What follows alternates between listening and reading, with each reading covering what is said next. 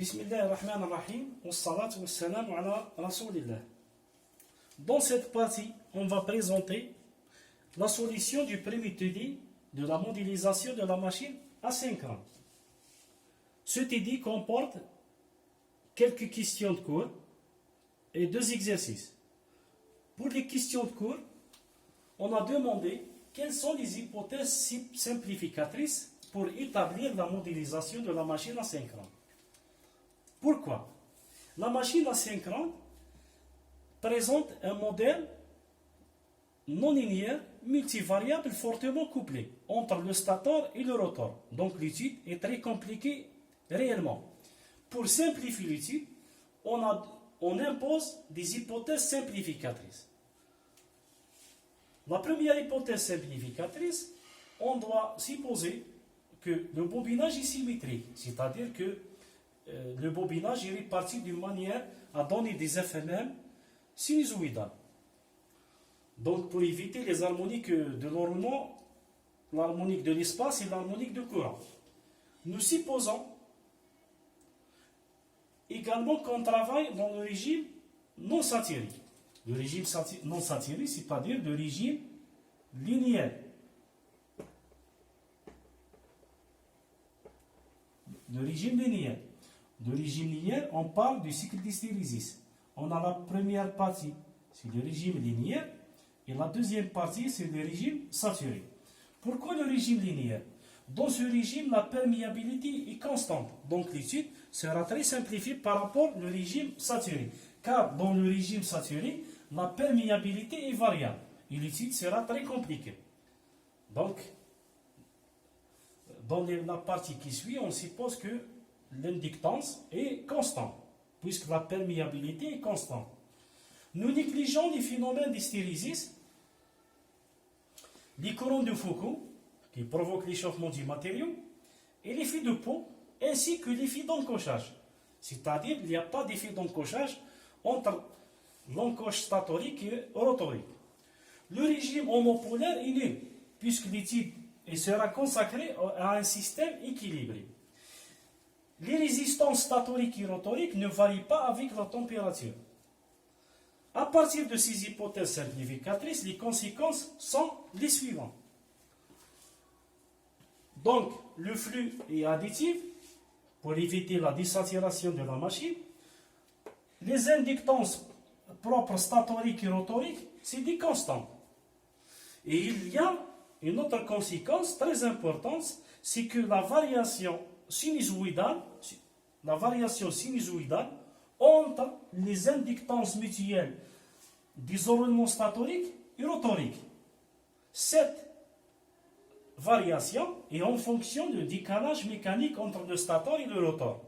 Donc, la mutuelle, par la suite, est donnée par MSR est égal à M cosinus θ.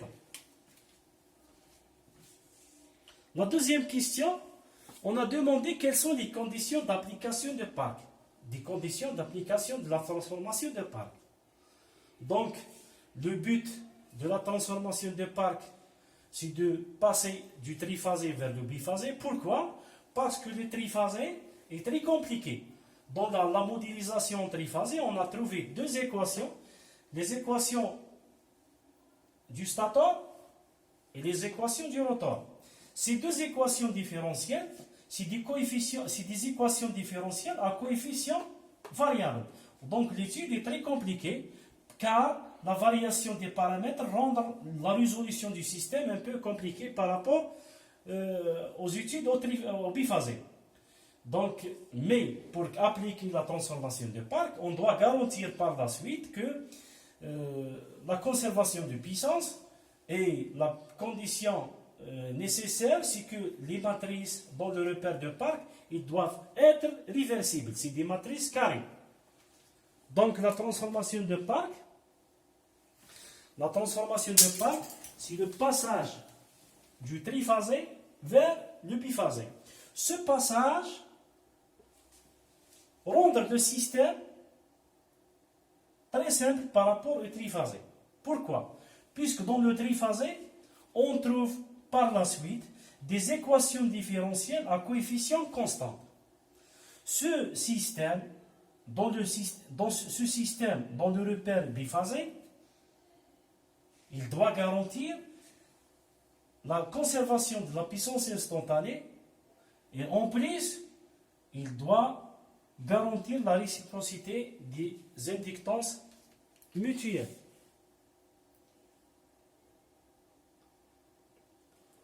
Pour le premier exercice, c'est l'application directe de la transformation de Park. Dans ce système, on va démontrer, on va déduire par des projections vectorielles la matrice de Park. Donc, on commence par le stator et l'étude du rotor est identique que celle du stator, seulement qu'au rotor, on doit travailler par θr et au stator, on travaille par θs. Donc, là, le stator est représenté par 3 phases ABC et en plus, on a le repère DQ, le repère de Park. Les projections des 3 phases statoriques selon l'axe D nous donnent une surtension, VSD, ou FML, puisque l'étude est identique que ce soit en courant, en tension, ou une force magnétomotrice. Donc, on a 3 forces magnétomotrices. Ces 3 forces magnétomotrices sont projetées par la suite sur l'axe D et sur l'axe Q. Selon l'axe D, on a une composante de la force magnétomotrice qui comporte la projection de la force magnétomotrice de la phase A et la projection de la force magnétomotrice de la phase B sur l'axe D et celle du C sur l'axe D. Donc cette équation comporte 3 termes. Donc la force magnétomotrice ED comporte 3 termes.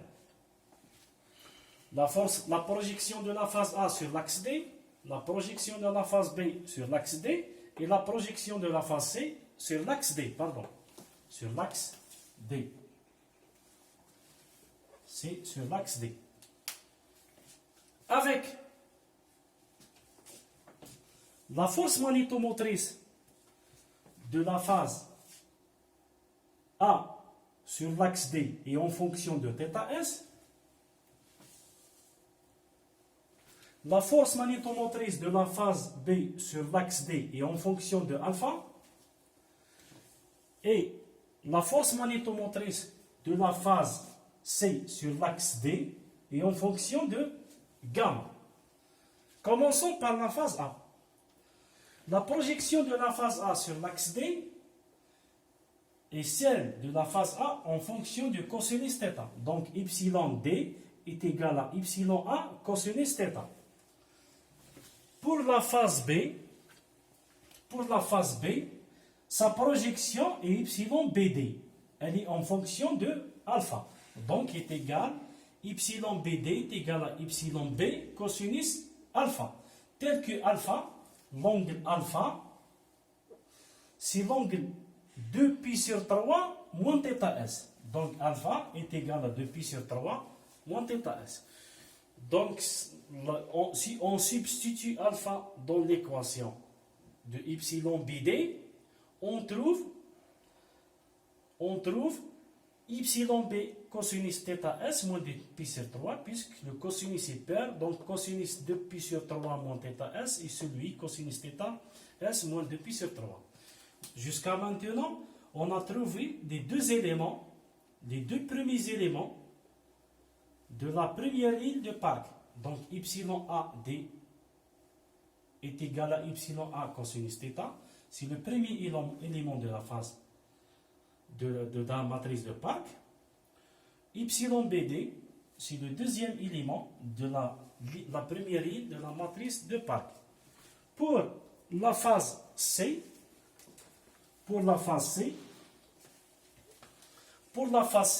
elle est en fonction de cosinus gamma. Donc, epsilon CD est égal à epsilon, c'est la projection de epsilon C sur l'axe D en fonction de gamma. Donc, est égal à epsilon C cosinus gamma. Tel que gamma,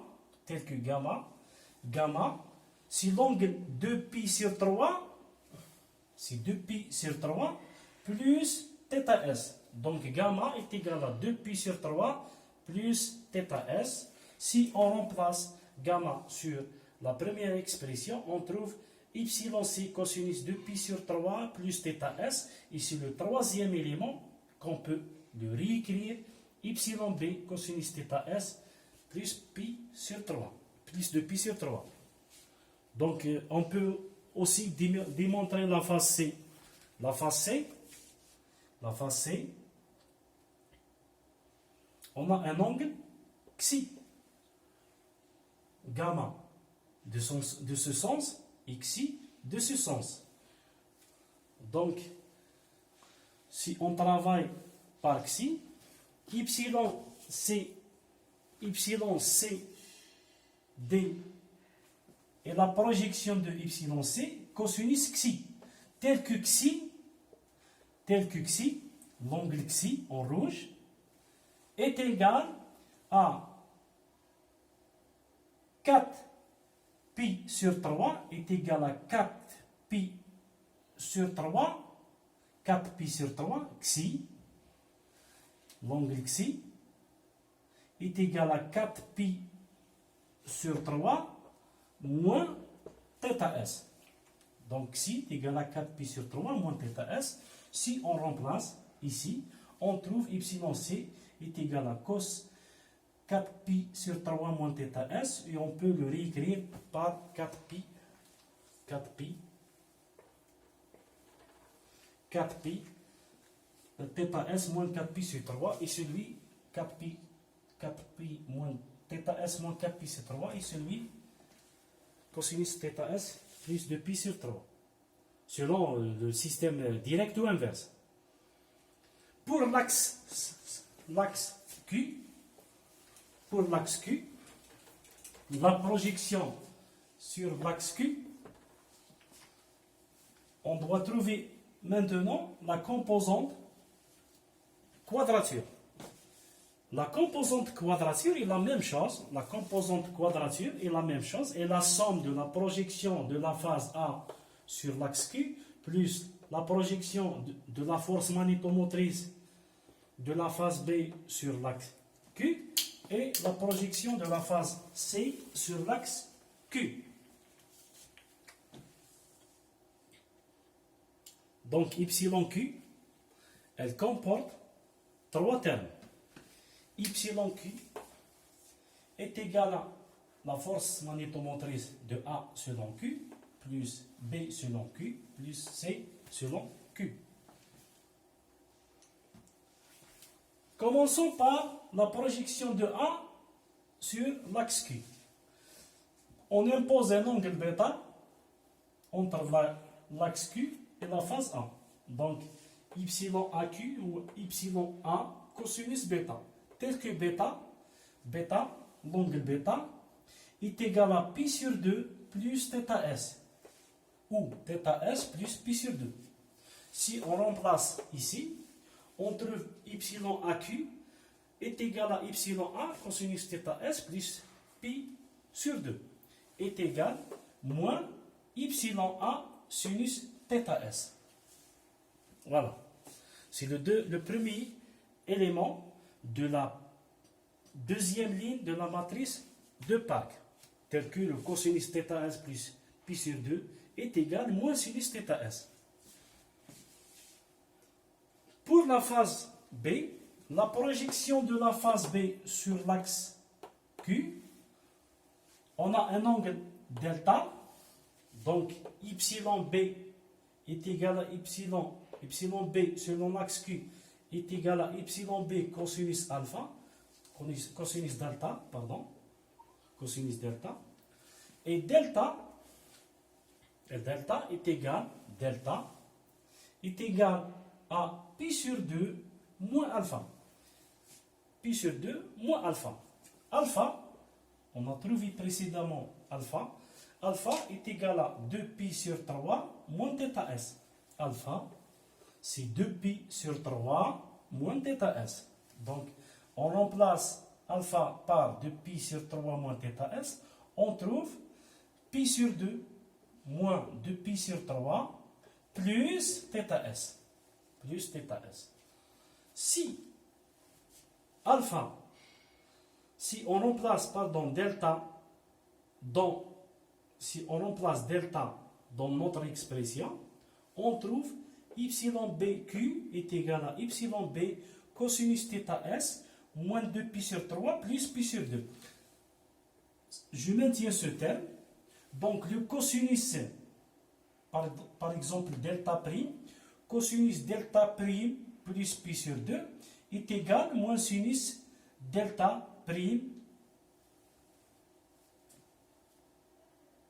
puisque le passage par π sur 2 nous donne moins sinus delta θs moins 2π sur 3.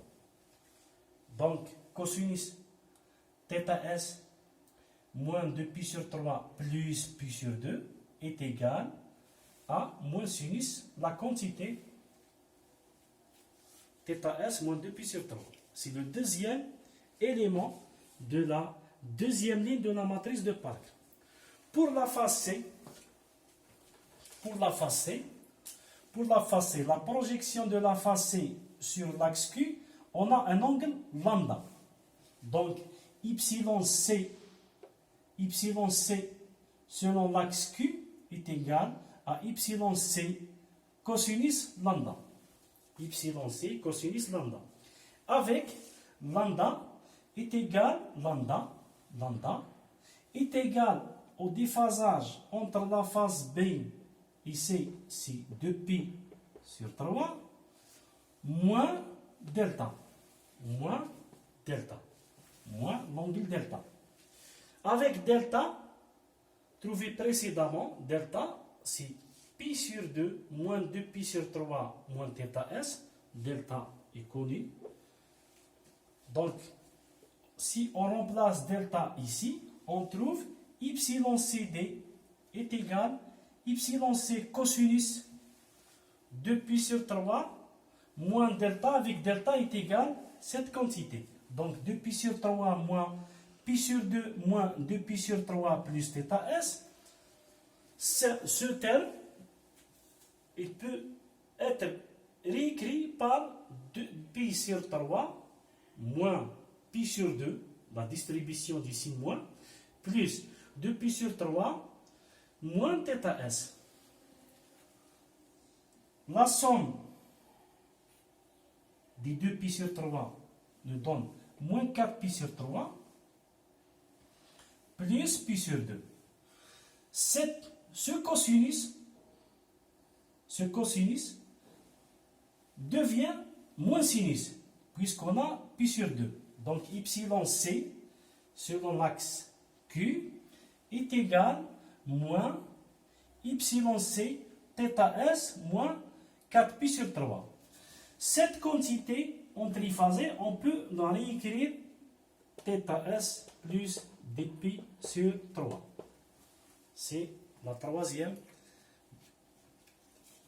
composante de la matrice de Park. Donc, finalement, la matrice de Park, les deux premières lignes de la matrice de Park sont données par la matrice suivante. Voilà. On a trouvé les forces magnétomotrices selon l'axe D et Q en fonction des forces magnétomotrices des trois phases ABC sont liées par la matrice de Park définie par ces deux lignes. Dans la partie qui suit, on doit ajouter une composante, troisième composante, pour que cette matrice soit réversible, puisque c'est une matrice irréversible. Donc on ajoute la composante homopolaire.